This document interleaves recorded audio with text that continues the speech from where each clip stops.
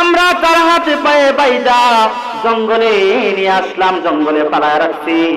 আল্লাহ, এখন আপনি বলতেছেন এই গুনাহগার যুবকটা নাকি আপনার দুস্থ। আল্লাহ, তোমার খেলা বুঝি না, বলুন কেন এই যুবকটাকে আপনার বন্ধু বানাইলেন? আল্লাহ ডেকে বলে, আরে মূসা, তোমরা যখন এই যুবকটাকে জঙ্গলে হাতে পায়ে বাইজা ফেলে রাখছিলাম, এই যুবকটা তখন আসমানের দিকে তাকাইয়া নানাইয়া বিনাইয়া কাঁদতেছিল আর বলতেছিল, গো মালিক, আমাকে সবাই তাড়াইয়া দিছে, কিন্তু তুমি তো আমাকে মায়া কইরা বানাইছো। আল্লাহ, তুমি তো আমাকে পালাইতে পারো না। এ মূসা, তুমি জানো না এই দুনিয়াতে যাদেরকে আমি পাঠাইছি, কাফের হোক মুসলিম হোক, আমাকে ডাকুক বা না ডাকুক, সবাইকে আমি খাওয়াই, সবাইকে আমি পড়াই, সবাইকে শান্তিতে রাখি।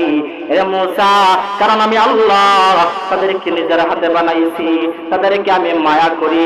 তোমার না রাগ আছে, তোমার না জেদ আছে, যার কারণে তুমি হাতে পায়ে বাইদা জমিনে ফেলে রাখছো।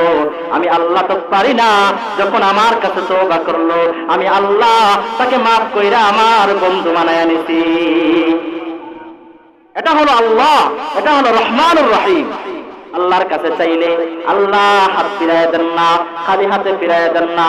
এর যুবক, ওই মুসা নবীর জামানায় এত গুনাহ করার পরেও যদি মাফ পাইতে পারে, হাজ্জাজ ইবনে ইউসুফ যদি মাফ পাইতে পারে, জিনা করার পরেও যদি মাফ পাইতে পারে, আমরা আশা করি আল্লাহ পাক আমরা যদি তওবা করি তাহলে আল্লাহ আমাদেরকে মাফ দিবেন।